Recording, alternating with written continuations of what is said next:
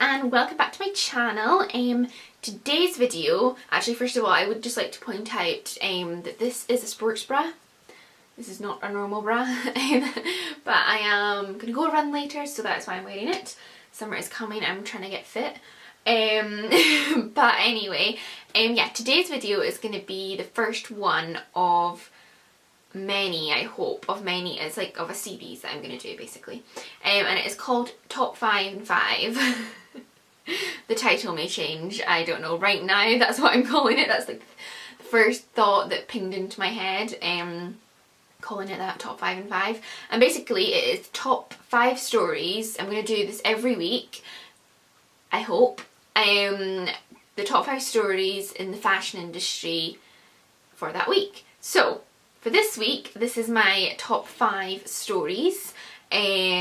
So yeah, and that's another thing. When I say in 5, I mean 5 minutes. So I am known for like very long videos, so this is going to be a challenge. I have 1 minute for each story, and I'm going to try really hard to stick to it. So yeah, let's do this. Okay, so the first top story this week is London Fashion Week is moving, and I feel like they're totally copying New York Fashion Week because they just moved. New York Fashion Week just moved from Lincoln Center, which I was very, very lucky enough to go to one of the last shows at Lincoln Center, and it is moving to Midtown, a place in Midtown and Soho. So London is also moving to Soho, but Soho in London. They are moving to Brewer Street Car Park, but it's not an actual functional car park, it is an actual building. It's kind of like Art Deco theme, so very cool, that kind of vibe. And yeah, the first season to be shown there will be Spring Summer 2016, which will be this September. Okay, so fashion story number 2 is Style.com is coming to an end. Now I really like Style.com. It's very kind of high end. It's really a really good credible source of information for fashion. So it's reporting on all the runway shows and general fashion news. It's also very much seen as a launch pad for young designers. You know, if they get their collection on there, if they get a good story written about them, then it's kind of like they're a sure thing to do well in the industry. So yeah, it's like very much used by like other websites, you know, other websites like reference Style.com, so they're a very credible source. But yeah, Condé Nast, they are part of Condé Nast, and they revealed that in the autumn it is changing from a kind of editorial content website, a news website, to an e-commerce website. I'm not quite sure how that's going to work. Their editorial content will be taken over by VogueRunway.com. Because they are kind of part of Vogue, or they're part of Condé Nast, which is all the same company. But yeah, it's turning into an e-commerce site. So yeah, I'm not quite sure how that will work. But Style.com, as we know it, is coming to an end. The third fashion story of the week is that DKNY announced they have 2 new creative directors. And they are the founders of the menswear label called Public School. Now their names are, I'm totally going to butcher this, but it is Deo Yi Chow and Maxwell Osborne. So I really hope I didn't butcher that to death. Yes, so they are taking over DKNY as creative directors, but they're still going to stay at Public School, just divide their time between the 2 labels. As I said, they are the founders of Public School, which actually won the CDFA Vogue Fashion Fund in 2013. So it is a very popular label, and that's obviously what drew them to DKNY. So yeah, their first collection will be shown in September at New York Fashion Week. Okay, so the fourth story is Puma times Rihanna. It's a story about Rihanna, I had to include it. Yeah, the first look of the collection, the first collection she's doing with Puma, has just been revealed. But although the collaboration, well, it's not a collaboration as such, she is now the creative director, and that was announced back in December. And it is a multi-year contract, so she's going to be creative director for quite a time, which is super exciting, because for me, and I think it's such a good move for Puma, because for me, Puma, not the coolest brand. Like, I'm not that into sportswear anyway, but if I was gonna buy sportswear, I wouldn't think Puma. So I think it is such a good move on their part, because now I would definitely think Puma. And I will show a picture of their first campaign, and I love what she's wearing, and I would definitely wear it if I had her abs. But yeah, I love it. I love the first look, so I'm super excited to see more. Okay, so the fifth story, which is probably going to take me the longest to explain, not sure if I'm going to get that into a minute, but I will try, is that the new Whitney Museum of American Art is moving. It's actually officially opening today at its new location. It's moving from Madison Avenue to Chelsea at the base of the High Line. Now, if you guys don't know what the High Line is, it is basically an old railway track. In New York, they turned it into kind of a walkway, but it's like above the city, if that makes sense. So you're walking around, you're kind of getting an amazing view of the city. So it's located at the base of the High Line in Chelsea, moving from the Upper East Side.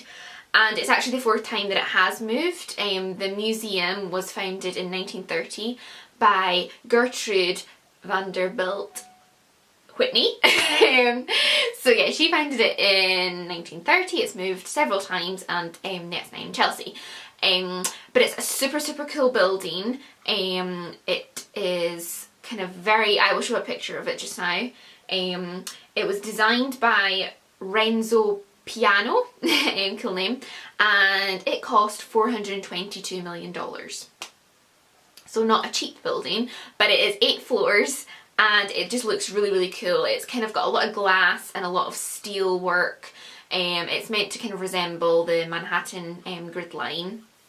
And yeah, it just looks super cool. There's a really good article on the New York Times website, which kind of has moving tours that you can kind of go on, so you can like see inside, you can see where it was and where it is now, and just yeah, really cool virtual tours of the museum. It looks like such a cool museum. I am not like into museums at all, really. Like, I would go to one, but I'm not like a mad art person. But this looks so cool, really modern and sleek, and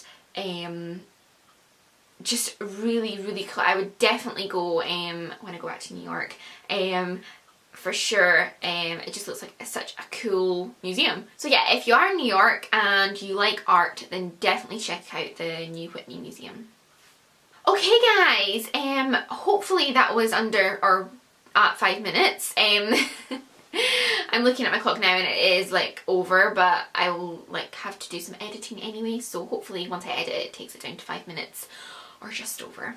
I'm learning, I'm trying, hopefully I will get it to 5 minutes, because yeah, I want this to be like a thing. As I said at the beginning of the video, I want it to be like every week I do my top 5 stories from the week in fashion. The one thing about YouTube that I think is missing is someone with like that is focused like a lot like on fashion. I don't know what I'm trying to say here, but like not just like haul videos or style, or but like giving like an insight into the fashion industry. And I'm not saying that is what I'm trying to do, because I'm not in a position to give an insight into the fashion industry, but I would love to like watch a video on YouTube that just kind of like summed up the week's news. You know, if you didn't have time to be on like the news websites or whatever, and you know, reading into these stories, or you just wanted like a quick 1, 2, 3, 4, 5, like the biggest stories of the week that you need to know about type thing.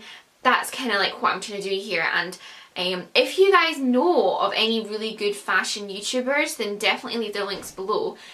But mostly, like when I Google like fashion YouTubers, it's like beauty YouTubers that come up. Like yeah, they might feature haul videos, they might do like lookbooks, but they're predominantly fashion, they're predominantly beauty bloggers and YouTubers.